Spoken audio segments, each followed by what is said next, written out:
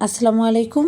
আজকে আমি আপনাদের সাথে শেয়ার করব ঝটপট একটি পিঠার রেসিপি। পিঠা তো আমরা অনেক ঝামেলা মনে করি খেতে, তবে এইটা কিন্তু খুবই সহজ একটা পিঠার রেসিপি।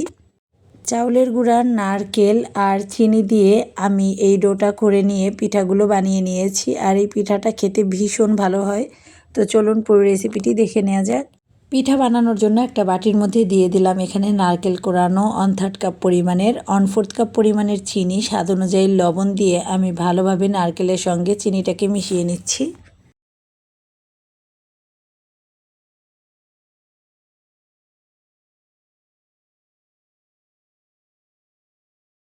মিশিয়ে নেওয়া হয়ে গেছে। এখন দিয়ে দিচ্ছি এখানে চাউলের গুঁড়া 1 কাপ পরিমাণের। এখন দিয়ে দিচ্ছি 2 টেবিল চামচ পরিমাণের ময়দা। ময়দা দেওয়ার কারণে কিন্তু পিঠাটা খুব বেশি শক্ত হবে না। সব কিছু ভালোভাবে মিশিয়ে নিয়েছি। এবার অল্প অল্প করে পানি দিয়ে আমি একটা ডো মেখে নেব। খুব বেশি পানি দেওয়া যাবে না।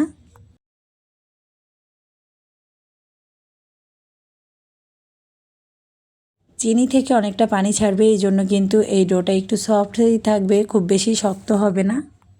ডো করে নেওয়া হয়ে গেছে। এবার কিছুটা ডো হাতের মধ্যে নিয়ে আমি পিঠাটা তৈরি করে নেব। ডোটা হাতের মধ্যে নিয়ে একটু লম্বা করে নিচ্ছি। এবার আমি চাপ দিয়ে একটু চ্যাপটা করে নিয়ে একটা নাইফের সাহায্যে এই ডিজাইনটা করে নেব। আর আপনারা চাইলে কিন্তু এই ডো দিয়ে যে কোনো ডিজাইন করে নিতে পারেন।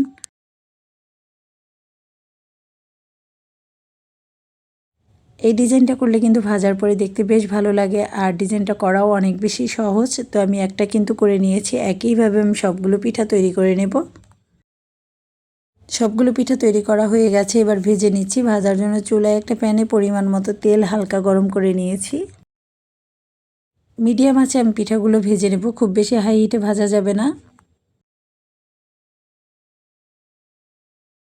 সবগুলো পিঠা আমি তেলের মধ্যে দিয়ে নিয়েছি। এবার আমি উল্টে পাল্টে একটু লালচে করে ভেজে নেব। পিঠাটা বানানো কিন্তু অনেক বেশি সহজ। আপনার চাইলে কিন্তু বাসায় চটজলদি এই পিঠাটা বানিয়ে নিতে পারেন যখন পিঠা খেতে ইচ্ছা হয়। এই পিঠা কিন্তু দুধে রান্না করেও খাওয়া যায়, আর এটা কিন্তু খুব বেশি শক্ত হয় না। ভিতরটা থাকে নরম আর উপরটা থাকে ক্রিস্পি। পিঠাগুলো ভেজে নেওয়া হয়ে গেছে। এবার তেল ছেঁকে তুলে নিচ্ছি। এই পিঠাটা কিন্তু বাচ্চা হতে বড় সবার অনেক বেশি পছন্দ হবে, আর নারকেলের ফ্লেভারের জন্য খেতে ভীষণ মজার হয়।